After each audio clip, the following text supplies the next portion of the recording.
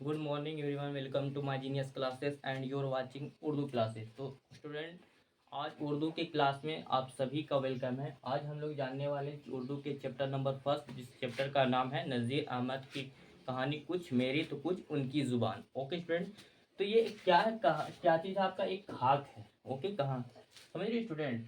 और इसके मुसन्निफ मतलब राइटर कौन है, तो Mirza Farhatullah bag. Okay student, और ये मिर्ज़ा फ़खरुल्लाह बेग के बारे में आप मुसन्निफ़ के बारे में जानिए, क्योंकि इससे आपके बोर्ड में सवालात यहीं से आपका बनना शुरू होते हैं। ओके, और इससे कई सवालात उठते भी हैं, तो इसके बारे में समझिए। लेकिन इसके पॉइंट हम बताने की कोशिश करता हूँ, और है ना, पूरी कोशिश करता हूँ। तो स्टूडेंट, तो मिर्ज़ा फ़खरुल्लाह बेग जो थे, उनके जो है ना ज़्यादा अमजद के कौन थे, तो ये आपका यहाँ पे मिर्ज़ा फ़रहत बेग थे, ठीक है ना। लेकिन इनके बदख्शा के तर वतन करके उन्होंने कहाँ अगर थे, तो शाह है ना, शाह आलिम सानी के ज़माने, किसके ज़माने थे, तो ये इसका आप यहाँ से सवाल भी बन रहे हैं आपका। तो शाह आलिम सानी के ज़माने से कहाँ आए थे, तो हिंदुस्तान, इराक, तो ये आपका हिंदुस्तान आए थे। और फिर उन्होंने क्या किया, फौज में मुलाजिम हो गए, मतलब जुड़ गए। और स्टूडेंट, और मैं बता दूं कि मिर्ज़ा फरहतुल्लाह बेग के बारे में पैदाइश कब हुई थी, तो पैदाइश आपका अगस्त अगस्त 1885 में, और मोहल्ला का नाम चूड़ीवाला, दिल्ली में पैदा हुए थे। और इनकी वफात तो 27 अप्रैल और 1947 में हुई थी। ओके स्टूडेंट, तो इनके वालिद साहब का भी नाम जानिए। वालिद वालदा ये सब कौन थे, तो है ना, तो इसके बारे में तो खुलासा तो यही बारे में लिख सकते हैं। तो इनके वालिद साहब का नाम तो हसमतुल्लाह है ना बेग, और इनके दादा का नाम था मिर्ज़ा अब्दुल्ला बेग खां, और इनके माँ का नाम मतलब वालदा का नाम तो मुशर्रफ है ना जहाँ बेगम है ना। तो ये, लेकिन स्टूडेंट मैं बता दूं कि ये मिर्ज़ा फरहतुल्लाह बेग जो थे, जब 10 रोज के थे, तो इनको वालदा मतलब का साया उनके सर से जेल है ना, तो जेल साय से हट चुका था। 10 रोज के थे, तो मतलब 10 दिन के थे।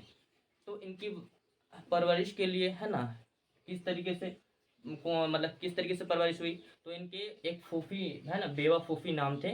आपको जैसे कि स्क्रीन पर दिख रहा होगा, उसको है ना देख सकते हैं। तो इनके बेवा फूफी, जिनका नाम हुसैन जहाँ बेगम नाम था, और उन्होंने ही अपने औलाद की तरह पाला, और किसी तरीके से तालीम जितना हो सके उन्होंने उनकी तालीम और तरबियत की पूरी कोशिश की। ओके, तो उन्होंने अपने साथ है ना, अपने साथ लेकर जाकर, और उन्हें उन्हें मतलब दिल्ली के कुछ ऐसे जगह पे, और निज़ाम निज़ामुद्दीन औलिया दरगाह में जाकर उनको है ना, इनको तो मिर्ज़ा फरहतुल्लाह बेग को लेकर गए, और उन्हें बिस्मिल्लाह पढ़ाया गया।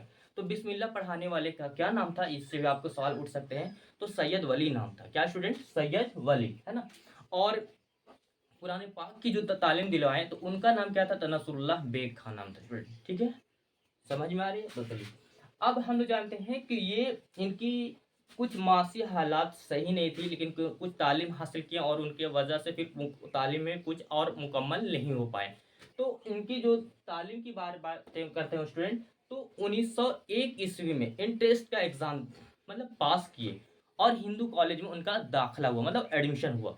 लेकिन और 1903 में इंटर का मतलब इम्तिहान पास किए, और इसके अलावा इसी तरीके से अपने तालीम को है ना, अपनी इस पढ़ाई को जारी रखते हुए एमए तक पढ़ाई की। और मतलब अपने इसके दोस्त एक सागिर थे, सॉरी, मतलब एक तो साथ में एक दोस्त थे जो साथ में ही पढ़ते थे, जिनका नाम था है ना दानी मियाँ नाम था। क्या स्टूडेंट, उनका दोस्त का नाम क्या था, सागिर मतलब साथ में देखा जाए तो दानी मियाँ नाम था। ओके स्टूडेंट, लेकिन अरे मैं बता दूं कि ये एक कहानी मतलब एक ऐसा खाक है जिसमें नज़ीर अहमद जो है एक नावल है अपनी जब जो लिखे थे टॉपिक को, लेकिन जो मिर्ज़ा फरहतुल्लाह बेग जो लिखे हैं टॉपिक, वो आपका खाक बना हुआ है। और इन्होंने मजमून है ना मुजामिन मजमून लिखे हैं, और अपने लगभग बेजगह सात सात लिखे हैं।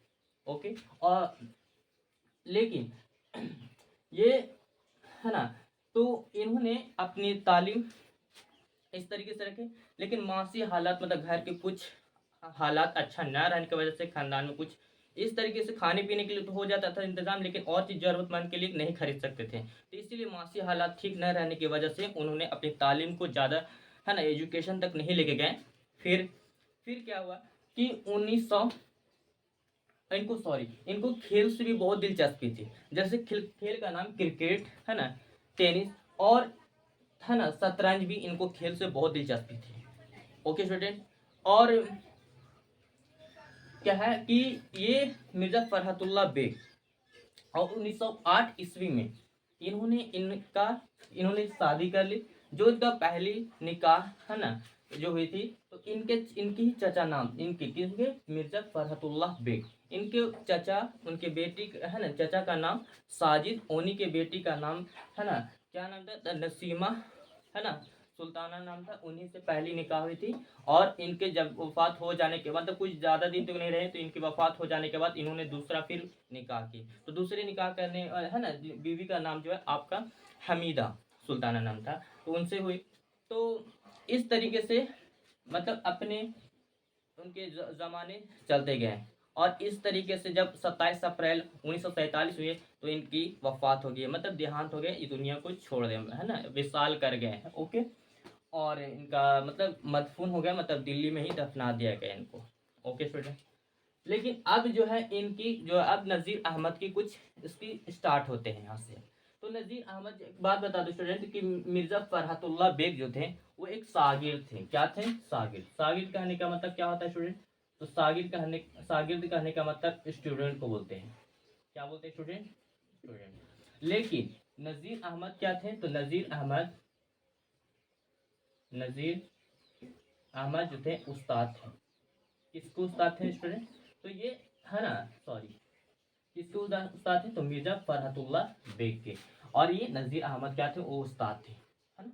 और यही नज़ीर अहमद ही उनके मिर्जा फरहतुल्लाह बेग के घर जाते थे पढ़ाने के लिए।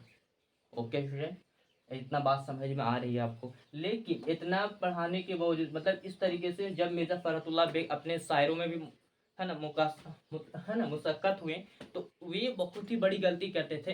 या फिर इन्होंने नज़ीर अहमद जब किसी तरीके से तालीम देते थे, तो ये बार बार ये बहुत मिर्जा फरहतुल्लाह बेग जो है बहुत गलतियाँ करते थे। वो किस में गलतियाँ करते थे? तो ये एराब में गलती करते थे। किस में स्टूडेंट? एराब। मैं आगे बताऊंगा। ये एराब जो है आपका एक कवायद से लिया गया है ना। तो ये कवायद में आता है। तो एराब किसको बोलते हैं? अलीफ को बोलते हैं स्टूडेंट। क्या बोलते हैं? अलीफ। अलीफ बोली या फिर एराब। तो एराब जो है इसमें दो गलतियाँ, हम जानते हैं कि एराब की दो किस्में होती हैं। कितने स्टूडेंट? दो। पहला आपका जो होता है ना, अलीफ, अलीफ बोली या एराब, अलीफ ममदूदा। और एक होता है हमारा स्टूडेंट अलीफ मकसूरा। मकसूरा। तो अलिफ ममदूदा का मतलब ये अलिफ मदा होगा स्टूडेंट। और मकसूरा का मतलब सिर्फ एक अलिफ से होता है, इस्तेमाल होता है। अलिफ ममदूदा का मतलब जैसे अलिफ अलिफ लिखिएगा, तो इसको दो बार क्यों अलिफ अलिफ, इसको मद का मतलब होता है दो अलिफ, उसी लफ्ज का दो बार रिपीट किया गया है स्टूडेंट। समझ में आ रही है बात को? चलिए, तो ये आपको कुछ पॉइंट समझ में आ रही होगी। लेकिन इससे आप हमको सवाल हम देंगे स्टूडेंट। और ये हम देखिए मिर्जा फरहतुल्लाह बेग जो है, या फिर है ना, आपको गलती सबक पे किस तरीके से गलतियाँ करते थे, तो मैंने बता दी कि एराब या अलिफ पे गलतियाँ करते थे। या शायरों से जब मुशक्कत अगर कहीं पे बोले जाते थे, तो वो एराब में कुछ ना कुछ गलतियाँ करते थे। Okay student. लेकिन अगर बोला जाए कि नज़ीर अहमद ये जब, या फिर एक इस तरीके से मौलवी के रूप में देखिए, तो इनको जब पढ़ाने जाते थे, तो आपसे ये भी सवाल बन रहा है कि मौलवी साहब अपने शागिर्द, मतलब अपने बच्चों को किस तरीके से तालीम देते हैं, तो है ना, ये किस तरीके से पढ़ाते हैं।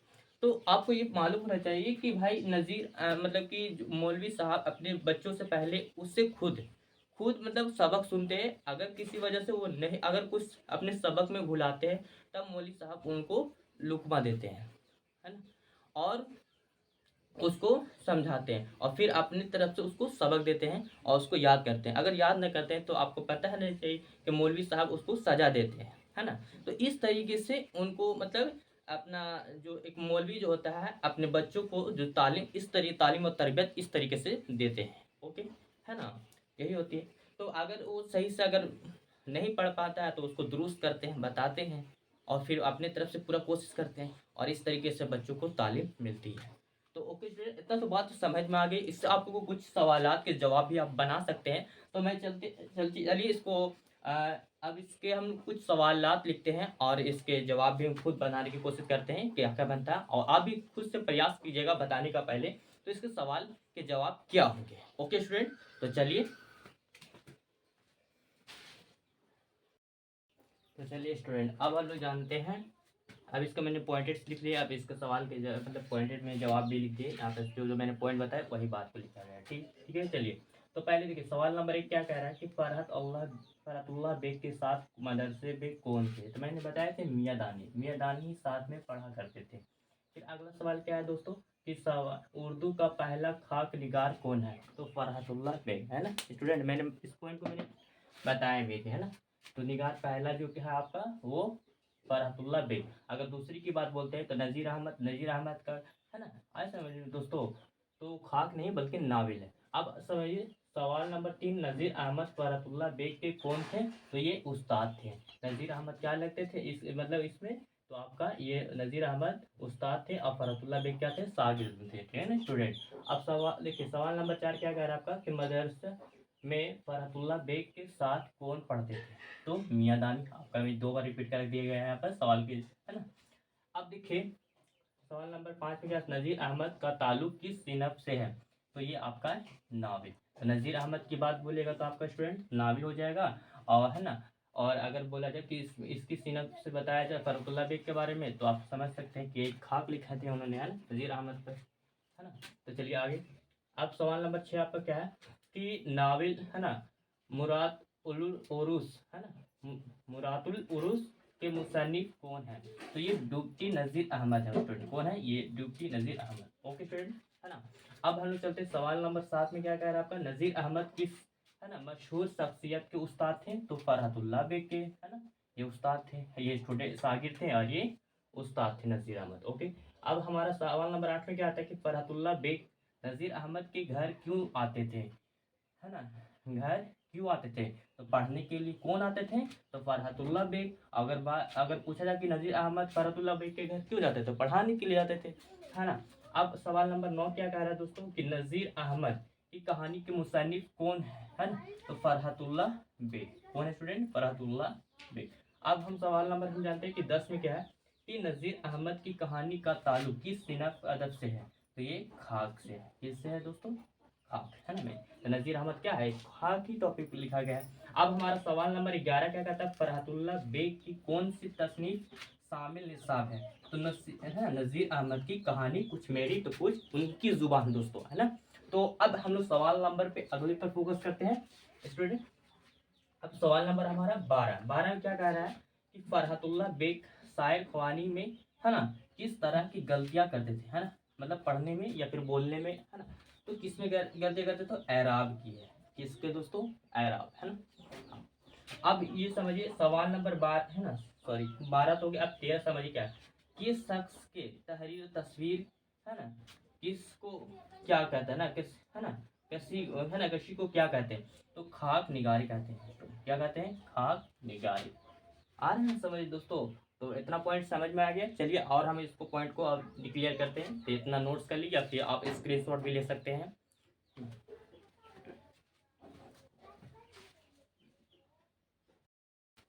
तो चलिए स्टूडेंट अब हम लोग जानते हैं, है ना, क्वेश्चन नंबर 14 सब हम फोकस करेंगे। ठीक है, तो चलिए अब हमारा सवाल नंबर 14 में क्या कह रहा है दोस्तों कि, है ना, मिर्ज़ा फरहतुल्लाह बेग के ज़्यादा अमजद, है ना, ज़्यादा अमजद के किस बादशाह के ज़माने से। तो मैंने पहले ही बताया दोस्तों, जिस पॉइंट मैंने समझा रहे थे, तो शाह आलिम सानी के ज़माने से। ठीक है, और ये इसी के ज़माने से हिंदुस्तान भी आए थे और फौज में मुलाजिम हुए थे।